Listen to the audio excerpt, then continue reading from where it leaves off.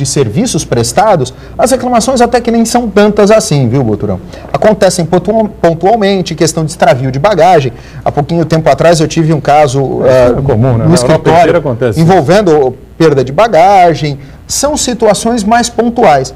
Agora, algo que nesta época, às beiradas, como estamos nós, do carnaval, eu acho que não é nem exatamente uma relação de consumo, mas que o telespectador deve tomar um cuidado gigantesco é com a locação de imóvel à distância.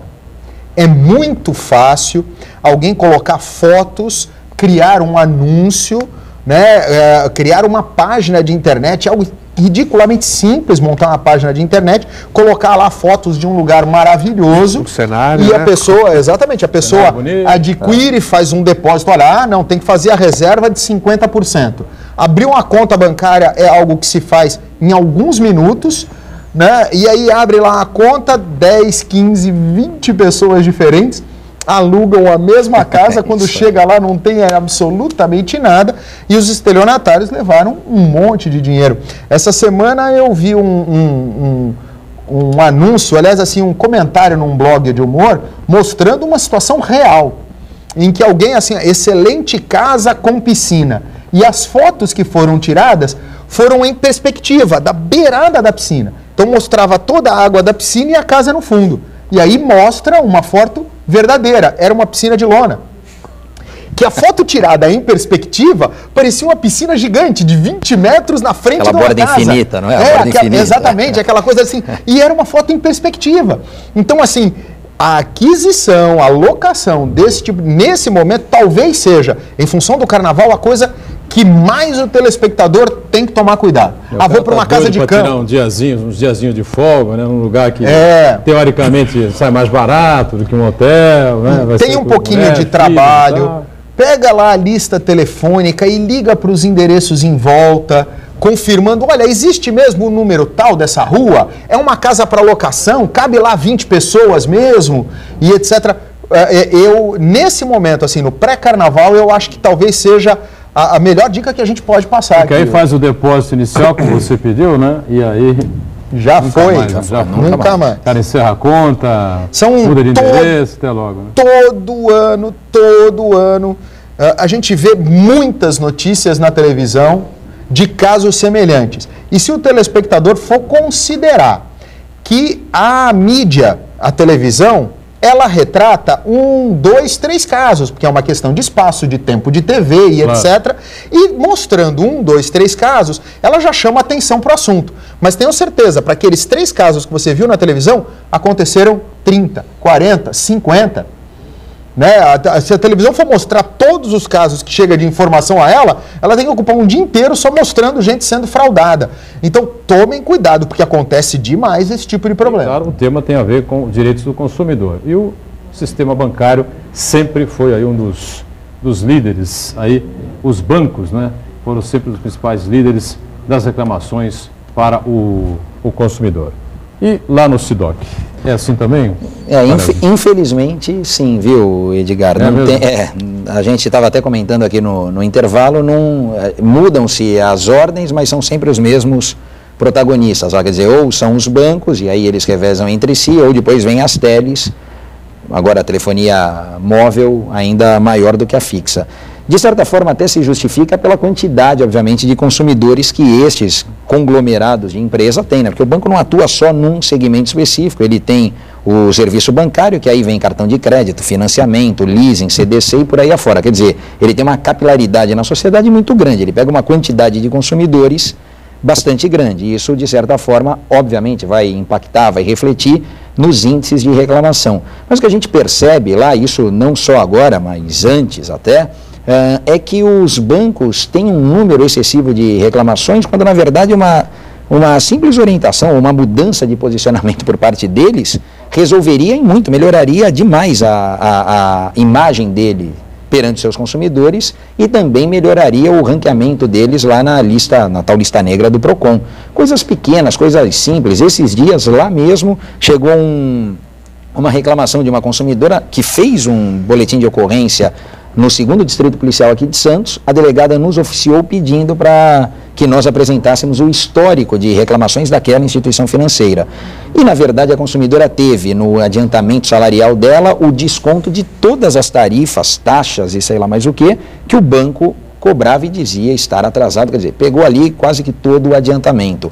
Valores, alguns até cobrados de forma em duplicidade, de forma abusiva, enfim, e que são valores, de certa forma, até inexpressivos para o banco. Quer dizer, a gente sabe que o grosso do lucro do sistema financeiro vem pelas tarifas, pelas taxas, pela manutenção de conta, não é? Porque antes o plano real, lá por conta da inflação, eles ganhavam de outra forma, não é? Aí as taxas e tarifas bancárias passaram a representar um valor, digamos assim, nesse balanço deles, mas principalmente em relação aos serviços de financiamento, eles têm ali as taxas mais altas do mundo que eles praticam, que o nosso sistema constitucional, legal, enfim, permite. A gente não pode cobrar a taxa de juros que eles cobram, mas eles têm total liberdade por conta da lei da usura, etc. e tal, a gente sabe. Então, isso já traz um lucro absurdo para eles. Mas não é à toa.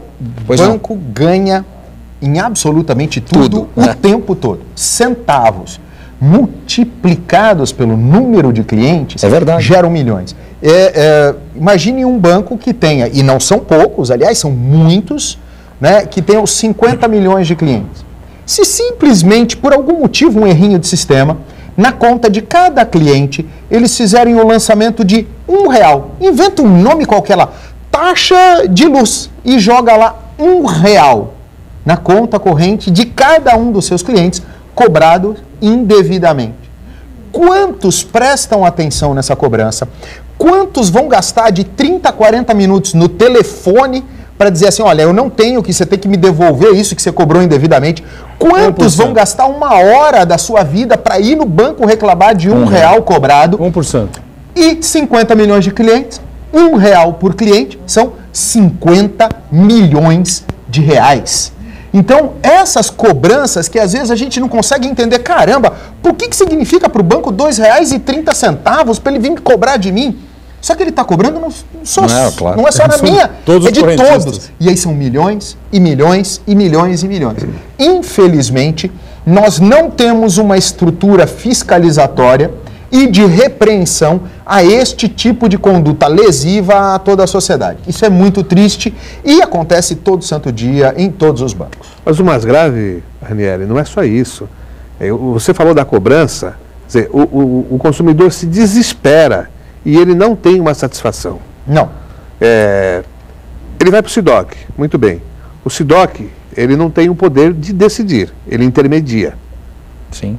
Tem até um limite. Ele vai para o judiciário.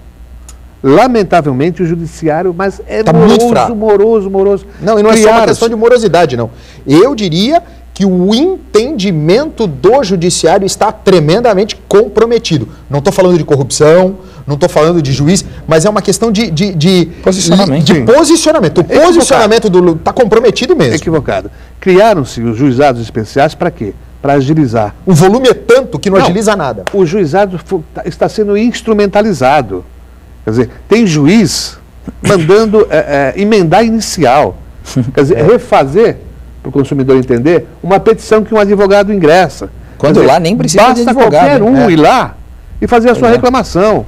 Mas o juiz quer o quê? Ele quer aplicar todos os princípios jurídicos numa causa menor, uma causa pequena. Você tocou só num ponto interessante, sem cortar o Ranieri, só para registrar. Em relação aos juizados, por exemplo, a questão bancária sempre vai passar por números, não é? Quer dizer, precisa de um cálculo de alguma coisa quando a gente fala do financiamento ou da taxa, ou seja lá o que for. E no no juizado especial, a questão da perícia ou dessa outra prova técnica, a gente não tem. Quer dizer, essa porta está fechada. Se for esse o tipo de problema que eu vou reivindicar no judiciário, o que poderia ser corrigido pela lei. Se a gente for, uma das brigas, até aproveitando para deixar registrado e conscientizar o telespectador do programa, lá no Poupa Tempo, onde a gente tem o primeiro contato com o munícipe, com o consumidor, com o cidadão que lá se dirige, a gente não tem nenhum dos funcionários capacitados para elaborar um cálculo aritmético para chegar, o consumidor vai lá com o boleto dele lá das prestações, eu estou pagando tanto de juros, tá certo? O funcionário não sabe. Só que lá no Poupa Tempo a gente tem uma outra estrutura do município, que é a Secretaria de Finanças, que tem pessoas que podem prestar esse serviço. Então, qual é a ideia? Aproximar um do outro para ver se eles nos auxiliam nesse aspecto. Consigam, excelente. Se não, a gente tem, inclusive, no escritório, o Ranieri sabe, tem também softwares, programas, de certa forma simples, que nos auxiliam, pelo menos na elaboração de um número para o consumidor. O que ele chega lá não sabe, o funcionário não foi capacitado para isso, não sabe, não é culpa do funcionário, é uma falha do sistema, e a gente poderia resolver dessa maneira. Então, até para que a coisa funcione. E o judiciário, pelo menos o juizado especial, tem que admitir esse tipo de reclamação que pela lei realmente não é possível. Algumas perguntas estão chegando para a gente aqui. Leonardo Laudenciado pergunta aqui ao Ranieri, também ao Quaresma, né?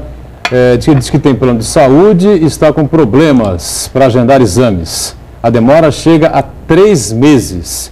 Isso é legal? Eu acho que é ilegal. Não sou especialista, mas, bom, já teve uma resposta aqui. O bom senso já responde por si só. É ilegal. Assim, a portaria, não vou lembrar o número exatamente, a portaria da ANS do final de 2011 fixa prazos para marcação de consultas, de exames e procedimentos.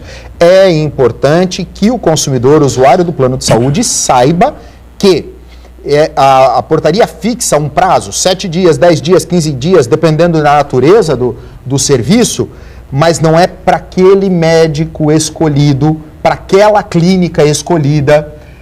O consumidor tem que entrar em contato com o plano de saúde, e o plano de saúde tem aquele prazo para marcar com qualquer médico daquela especialidade ou qualquer clínica que realize. Quando o consumidor resolve escolher determinadamente um médico ou uma clínica, aí infelizmente ele tem que se enquadrar na agenda. Mas se a regra for geral, eu não tenho dúvida nenhuma, não existe na portaria nenhum prazo de 3 meses, tá? Está certamente ilegal. Perfeito. E aí recorrer ao SIDOC, PROCON, ou vai falar com quem? A minha opinião pessoal, lá do plano não vai meu entendimento pessoal, que o melhor caminho é ir direto ao judiciário. Porque se ele necessita de um atendimento de saúde, ele não pode esperar. Ele marcar uma tentativa de conciliação no SIDOC, no PROCON, vai ser algo agendado para daqui a 15, 20, 30 dias, dependendo de como está a fila e etc e tal. É procurar um advogado, o advogado propõe uma medida de urgência, em algumas situações, em 2 a 5 dias ele está com o problema dele resolvido. Mas não procure o juizado especial, porque não vai resolver. Não, nessa área, no juizado especial, em algumas situações. Vai pedir cópia do contrato, às vezes o consumidor não tem, vai pedir uma série de coisas, vai pedir cálculo e indefere. Infelizmente é verdade mesmo. Assim, o juizado é deficiente em estrutura. Então o melhor caminho mesmo é um advogado. Olha, o Renato do Embaré quer saber se os pais são obrigados a comprar todos os itens do material escolar. Se discordar de algo, o que é que o pai ou a mãe devem fazer? Acho que primeiramente ele pode ponderar, inclusive com a instituição de ensino, colocar lá os motivos dele, pelo qual ele entende que aquilo não é exigível, e se ainda assim se mantiver aquela imposição, ver com os demais pais se eles têm a mesma sensação desse pai dissidente. E aí realmente se ficar caracterizado alguma abusividade, nós já falamos, pode ser conosco, pode ser diretamente com um advogado de sua confiança, enfim, com o judiciário. Doutor Rafael, eu estava aqui pensando o seguinte, não haveria uma possibilidade de ir à prefeitura, através do SIDOC, firmar um convênio com o judiciário, porque muitas das reclamações que vão para o SIDOC, já é feita essa conciliação, já é feita a prova, muitas vezes, da não realização de uma solução do impasse, e quando o cidadão fosse diretamente para o judiciário, já ter aí uma prova firmada, todo um histórico. Sim. Né? Heraldo, você toca num ponto interessantíssimo, aliás, fica de primeira mão aqui o registro, qual é a ideia hoje, se não amanhã, o SIDOC, a minha ideia é fazer uma reunião com os 3 juízes, nós temos 3 juízes do juizado aqui, fazer uma reunião com os 3 juízes do Juizado Especial Civil de Santos, para que nós firmemos um convênio permitindo que todo aquele trabalho realizado na esfera administrativa seja, de certa forma, utilizado agora na esfera judicial. Tem alguns PROCONs, Ranieri, isso eu descobri agora, não sei nem se tem essa informação, tem alguns PROCONs do interior que trabalham em parceria com o Juizado Especial. E os juízes homologam aqueles termos de acordo que nós fazemos. Transformando em sentença. Exatamente, emprestando a validade de título executivo, de tal modo que isso ingressa no judiciário já na forma de execução, que a gente, né, tecnicamente sabe que agiliza em tempo, em trabalho muito. Então, o que talvez no primeiro momento possa representar para eles uma sobrecarga de trabalho, o que a gente quer vender, a ideia que a gente quer vender, é justamente que isso vai representar uma melhor prestação de serviço ao munícipe, ao consumidor e também ao judiciário, que já vai começar com aquele serviço feito, realizado pelo SIDOC. Talvez para o telespectador entender, quando se consegue algum acordo, alguma conciliação lá no SIDOC, no PROCON, se por acaso a empresa não cumprir, o consumidor tem que começar tudo outra vez. Isso aí. Ele não, aquela decisão que foi de acordo, que aconteceu no PROCON, ela não tem força para ser executada. Então ele tem que ir no juizado, ele tem que ir para a justiça, levar a reclamação dele de volta, levar as provas dele de volta, e aí se iniciar um processo que vai ter força de obrigar o fornecedor. O que o Dr. Rafael está propondo é uma excelente iniciativa. Aquela fase de conciliação que no juizado acontece também, aconteceria de uma vez através do PROCON e o juiz homologaria a conciliação acontecida. Você agiliza, quebra um degrau. Claro, você diminui o tempo e você leva a justiça muito melhor à sociedade. Agilidade, coisa que a justiça, é uma excelente iniciativa. Todo mundo ganha. O Estado, quando cobra ao consumidor, ou o contribuinte de uma forma geral, ele inscreve o débito, a inscrição na dívida ativa. E quando o contribuinte não paga, o Estado vai à justiça e já executa. Quer dizer, seria a mesma coisa em relação ao consumidor. Sim.